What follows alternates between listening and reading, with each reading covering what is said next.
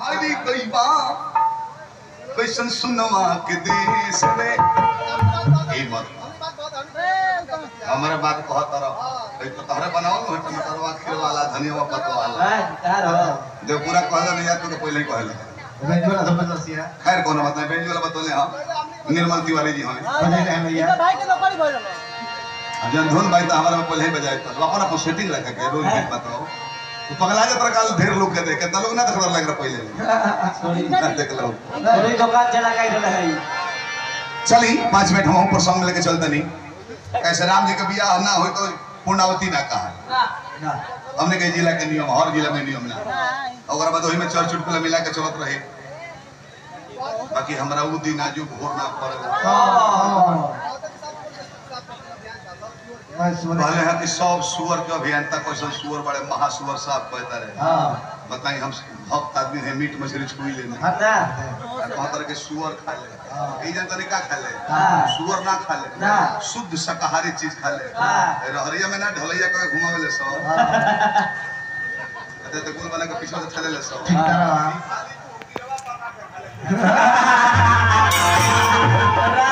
ठीक है अपना के खा जाले कि तनको हड्डी नहीं के बेटा तो हड्डी खइले कहां बाकी हड्डी बैठाई ओकरा जन्नी है रेशमा बाड़ी नु हां ई नहीं के बियाह भई रहे आदमी से ना तो हाथी से भई रहे बियाह भई रहे हम सत्य चुटकुला ना हो भैया सत्य कथा रेशमा के बियाह भइल नु हां तब आई पर मरद जान तने के हो गुंजन पहलवान 5 गो और पहलवान लेके गइले हनीमून मनाओ के संगतिया संग संग रहिया सब हां एगो अलगा रूम दिया के संगतिया लोग के आ रेशमा के मरद एगो अलगा रूम ले ले हां पहले सुहाग रात मनावे हनीमून में हां आही बाप 2 दिन के बाद निकलता रे यारवा पर के हो तो पहलवान जी पाड़ी 2 दिन बनावते रह गइले हो पतर के चुप रहो सरवा पहले ही बताओ स कि तेल वाला शीशी में फेविकॉल कौन डालने रहा हम मनाओ तो नहीं कि 2 दिन से छोड़ावे में हम हां बताओ पे पहले दिलवा क्या यही कर मारो हमारा सब चीन ली देख ला रस्म अपना पूर्व पति के ये है हाँ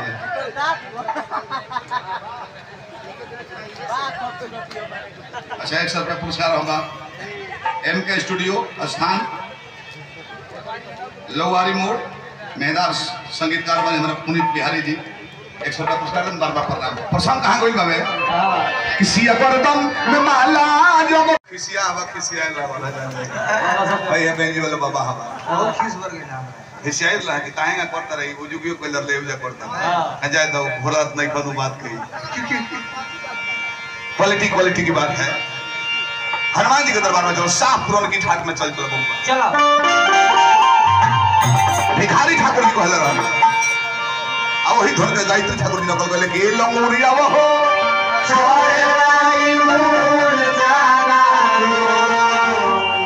अच्छा हमारा में जो हिया लइको एक दुगो चलवा पढ़ देत रहा या तास सरापी में सुदर्शन में का देना घोट देत रहा देखो सरापी का भाग गया में दो चला पढ़ता सो वो दिन को में का दो चला घोट देता वो सबसे सब सुशील जो पढ़ा लिखा ना हुए नहीं बनेगा मिसिर बाबा हम के दल हम हम सलाम दे हम दलपति प्रसादम ज्ञानी नाम अग्रगणम सुखगुण निधानम बाधीशम रघुपति प्रिय भक्तम बात जातम नमामि जेकर में हतना क्वालिटी भरल बा Sharma DJ tent house Mubarakpur से पुरस्कार बना प्रोप्राइटर अशोक शर्मा जी हार्दिक प्रणाम करते हैं भाई अरे मान के फिकीर ये महावीर आवहो ए महावीर आवहो चरण में झुकावले बानी सिर महावीर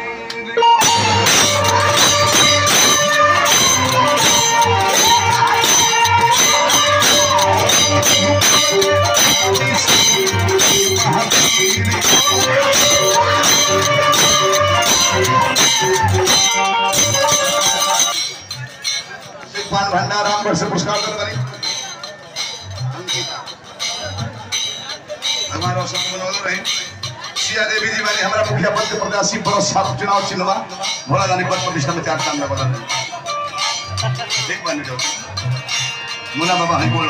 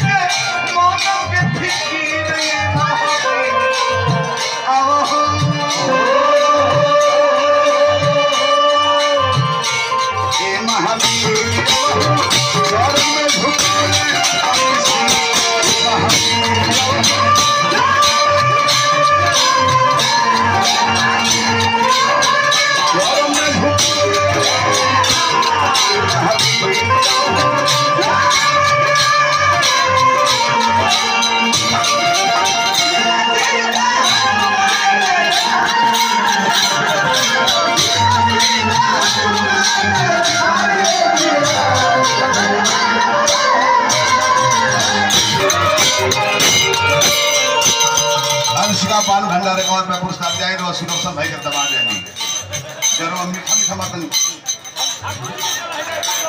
जवाब बाबा और कुछ बोल बाबा लखनऊ चौरसिया जी उसका पान भंडार से पुरस्कार देने हार्दिक शुभकामनाएं। कहिया का बात हो मैं बना दल सुमन के मरल कहिया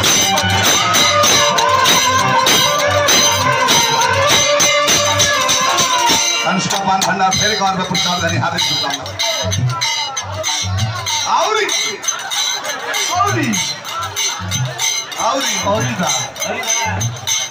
अब देखिए ना तो 500 में जब हाट फेल होती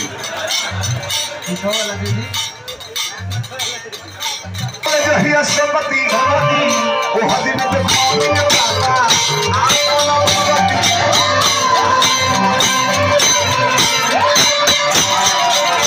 भगवान राम हर हर रोतरे आंख से आंसू गिरत है हे भाई लक्ष्मण मुर्शिद को बड़ा आंख खोलो माई से का जवाब दो कि लुगाई के चलते भाई के कमाई क्या चारों वक्त का बलराम जी सुग्रीव रहले मुनि चकल हेले कि हमरा माई के लेके ब्रह्मपुत्र जमन मुनि चकल हेले नौल नील विश्वकर्मा जी के बेटा रहलो मुनि चकल हेले कि हनुमान जी भगवान के आंख नासु देखनी उनके मलिकान असंभव के संभव बना दे और कृपा बनल है चाहे सुशील बैठ के तुरंत लेके अइले दक्षिण दिशा में श्रीलंका बा और उत्तर दिशा में जाकर पर्वत से ही फूटी लेके अपना मालिक के संकट हरण कर लेले एगो पद लेले जब ब्रह्मा विष्णु शंकर के नाम मिलल दुर्गा सरस्वती पार्वती सीता सावित्री राम कृष्ण एगो के नाम मिलल अपना मालिक के संकट हरण करके संकट मोचन के पद लेले विराज सतीश यादव जी मुखिया प्रत्याशी वाली ग्राम पंचायत भूल भावी मुखिया का प्रत्याशी सतीश भेद के बाद में प्रथम हमारे क्षेत्र संख्या 16 से बीडीसी प्रत्याशी बाबू शाह जी विवेक कुमार जी की तरफ से पुरस्कार हार्दिक प्रणाम।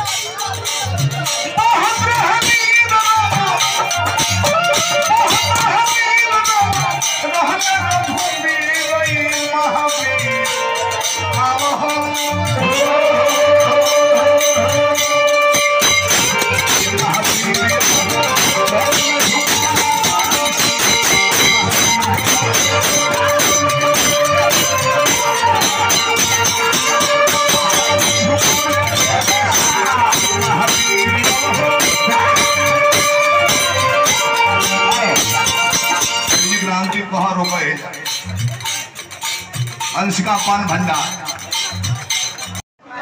हाँ ना तो रसगुल्ला लाल मोहन सोना बड़ा कि वो में खाई हाँ वो में हद कर देता रहा तुम अतना फालतू तरह बोले चाहिए मुरई के इशारा करता तो हेजा मुरई के इशारा करता है कर मौसमी खतरे के मुलायम कितना दिन ठीक रहो कोई को लड़का दूध पी के सियान हो गए तो चली ये और नया नया बम्बई का में ज्वाइन कर ले बड़े एक है कि हमार जी गाड़ी जोतेला ऊपर पगारी जोती ले ऊपर तरह हैंगा दिले बाबा खाली हैंगाइबे करला कि अगर दो तीन को ढेला भेटाई तो फोर सकल छोट बड़ ढेला भेटाओ न हां गुर्दमो ले मार दी हो फुट जाए हां तो यार अभ्यास बोलता बड़े समझियो लो बोला लगा तो भाई चली सुंदर गाँव हमें तो कहीं से कमी कहे लायक नहीं थे अब बताई पौने 12 में माइक दे रही बजता घड़ी देखा के बैठो 11:45 होता समय हाथना कितना बड़े कहत कि जीतन माझी को अधिक समय दिए उनका को अधिक समय ना दिए जीतन माझी को अधिक समय ना दिए काहे दिए बरोबर जीतन माझी को अधिक समय ना दिए आराम बेला से लड़का को अधिक दिया जाए चिराग पासवान के 1 बजे वाला चली तन गीत संगे मिली तन बात ढेर बोलने पड़े बाकी क्या करो केकर दोस्त थोड़ी बा केकर दोस्त के का इनकर दोस्त नहीं ना खोजवा के दल द्वार पर बोलइबो हां तो गो नहीं गई हाथ चमकाई हां ना तो डोरवे हिलाई हां दादा हां कर ली तो कतनो को डोर लगो हां नु आंगल पाई नु कोई था पथाई आ भोका का मुंह पर माइक दे देबो समेना टेंट के दाम डाले न जाई बोका कही का हां हो बोका काहे कहत रहो बोका थोड़े हम बाबा है काहे है बाबा है चल गोल लगता बाबा है शाम मोरी